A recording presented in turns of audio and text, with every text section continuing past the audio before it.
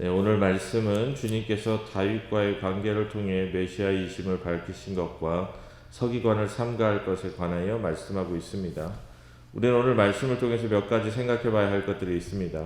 먼저 생각해 봐야 할 것은 주님은 그저 인간의 문제를 해결해 주시기 위해 오신 분이 아니라 하나님의 영광을 이루기 위해 오신 분임을 우리는 알아야 한다라는 것입니다.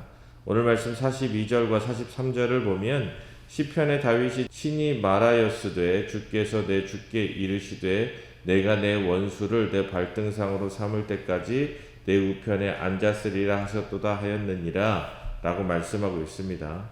주님께서 예루살렘에 입성하신 후 유대 종교 지도자들이 주님을 함정에 빠뜨리기 위해 권위의 문제, 납세의 문제, 부활의 문제와 같은 온갖 까다로운 질문을 던진 직후에 주님께서 스스로 메시아이심을 밝히는 내용입니다.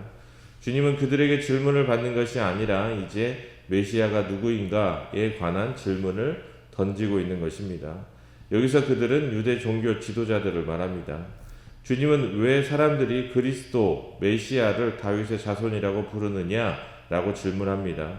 이 질문을 하신 이유는 당시 사람들은 메시아를 단순히 다윗의 혈통에서 태어나 로마를 몰아내고 이스라엘을 해방시켜 이스라엘이 가장 강력했던 다윗의 왕조를 부활시키는 강력한 정치적, 군사적 지도자가 메시아일 거라고 기대하고 있었기 때문입니다.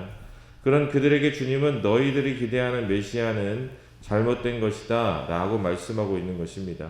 왜냐하면 다윗의 후손이 메시아여서 다윗의 혈통에 따라 다윗의 왕조를 재건하는 것이 메시아의 역할이라고 생각하고 있었는데 왜 다윗이 자손의 후손을 주라고 부르느냐라고 질문하고 있는 것입니다. 즉 너희들이 생각하는 다윗의 혈통, 인간적인 왕이 메시아가 아니다라고 말씀하고 있는 것입니다. 주님께서는 메시아가 단순히 인간적인 다윗의 가문에서 태어난 사람이 아니라 다윗보다 먼저 계셨고 다윗이 주라고 부르는 곧 다윗이 경배해야 할 대상인 하나님의 아들임을 말씀하고 있는 것입니다. 그러면서 주님의 말씀의 근거로 드는 성경 말씀이 시편 110편 1절을 인용하여 말씀하신 42절과 43절 말씀입니다. 시편 110편 1절 말씀을 보면 여호와께서 내 주에게 말씀하시기를 내가 내 원수들로 내 발판이 되게 하기까지 너는 내 오른쪽에 앉아 있으라 하셨도다 라고 기록되어 있습니다. 여기서 내 주가 바로 그리스도입니다. 이것을 통해서 우리는 무엇을 알 수 있습니까? 그리스도는 인간적인 메시아가 아니라 하나님의 아들이다 라는 것을 알 수 있습니다. 그리스도는 다윗의 혈통으로 오시지만 지상의 왕국의 왕이 아닌 하나님 나라의 왕으로 오신다는 것입니다. 앞에서도 말씀드렸지만 당시 종교 지도자들과 백성들이 메시아를 다윗의 자손으로 부른 이유는 메시아가 다윗처럼 이스라엘을 로마로부터 해방시키고 가장 강력한 나라를 만들어 주기를 기대했기 때문입니다. 그래서 주님께서 예루살렘에 입성하실 때 마태복음과 마가복음에 보면 대중들이 주님을 다윗의 자손으로 높이고 있습니다. 즉 그들은 정치적, 군사적 왕을 기대하고 주님의 입성 시에 그와 같은 기대감에 주님을 높이고 있었던 것입니다. 다만 누가복음에는 다윗의 자손이라는 말이 빠져 있습니다. 대신 평화의 왕으로 소개하고 있습니다. 누가는 의도적으로 다윗의 자손이라는 말을 빼고 대신 메시아의 진정한 의미 하나님의 나라의 왕으로 소개하고 있는 것입니다. 이러한 유대 종교 지도자들의 메시아관에 대해서 주님은 단순히 다윗의 혈통이 아닌 하나님 보좌 우편에 앉으신 하나님의 나라의 왕이심을 강조하고 있는 것입니다. 백성이 바라는 이 땅의 정치 군사적 왕국을 건립하실 왕이 아니라 영원한 하나님 나라의 왕이심을 가르치고 있는 것입니다. 그렇습니다. 주님께서 우리에게 주시고 싶은 것은 일시적인 세상의 영광이나 유익이 아닙니다. 주님께서 그런 세상적인 것들을 주고자 이 땅에 육신을 입고 오사 십자가의 고난을 당하신 것이 아니라는 것입니다. 주님께서 이 땅에 오셔서 우리에게 주고자 하신 것은 바로 하나님의 나라인 것입니다. 그래서 그분은 다윗의 자손으로 오시되 왕의 모습이 아닌 섬김의 왕, 평화의 왕으로 오신 것입니다. 그런데 우리는 어떠합니까? 유대인의 시각과 우리는 다릅니까? 우리들 역시 주님을 단순히 우리의 필요를 채워주실 분으로 바라보고 있지는 않습니까? 많은 그리스도인들이 주님을 믿으면 인간적인 필요가 채워져 행복을 가져다 줄 것으로 착각합니다. 부귀 영화가 주어질 것을 생각하고 기대합니다. 마치 유대 종교 지도자들이 바라던 것과 같은 것을 우리들도 주님을 통해서 얻고자 하는 것입니다. 그런데 세상의 원리는 어떠합니까? 유대 사회에서 유대 종교 지도자들이 호화스러운 삶을 살아가기 위해서 필수적인 것은 일반 대중들의 비인간적인 삶이었습니다.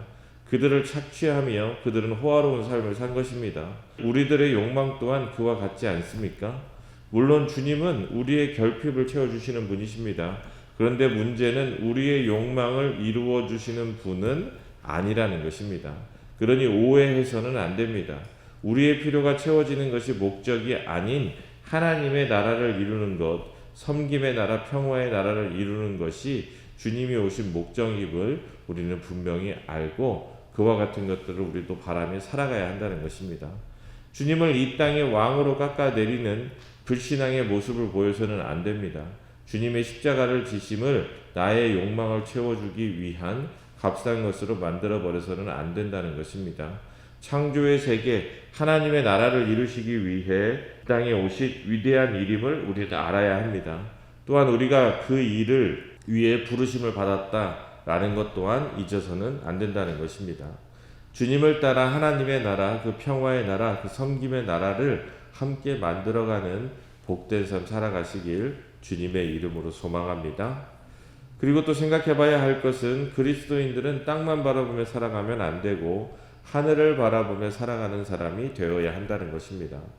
오늘 말씀 46절을 보면 긴 옷을 입고 다니는 것을 원하며 시장에서 문안받는 것과 회당의 높은 자리와 잔치의 윗자리를 좋아하는 서기관을 삼가하라 라고 서기관에 관련돼서 경계하는 말씀을 하고 계십니다.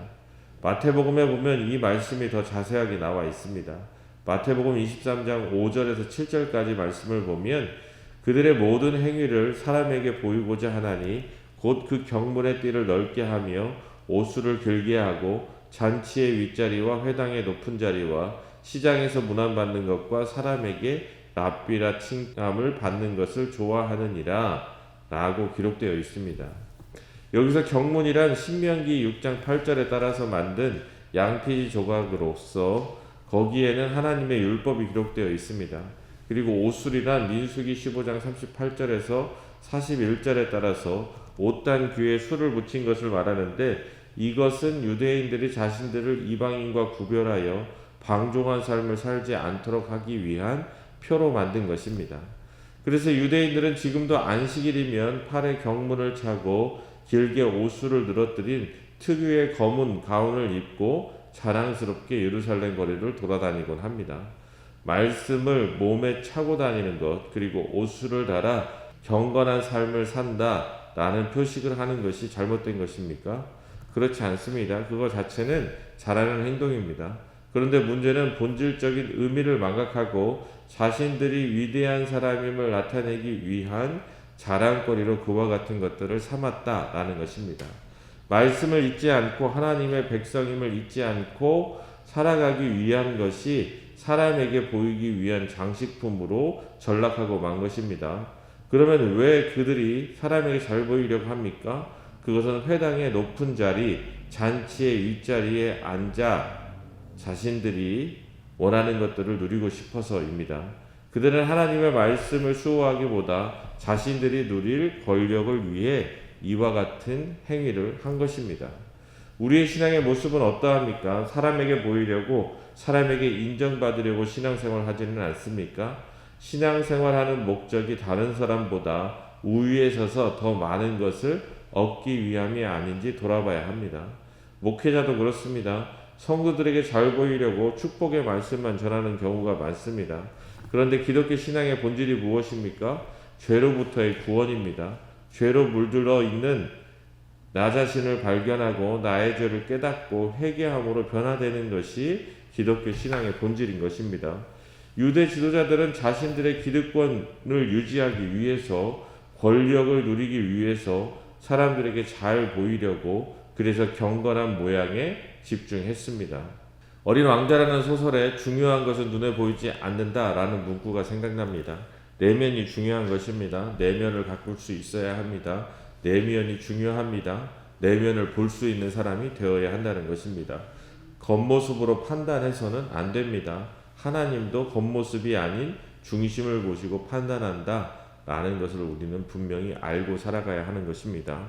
우리의 내면이 하나님의 형상을 회복하여 땅의 문제들만 바라보며 살아가는 것이 아니라 하늘의 뜻을 바라보며 하늘의 뜻을 이루는 복된 삶 살아가는 저와 여러분 될 수 있기를 주님의 이름으로 소망합니다.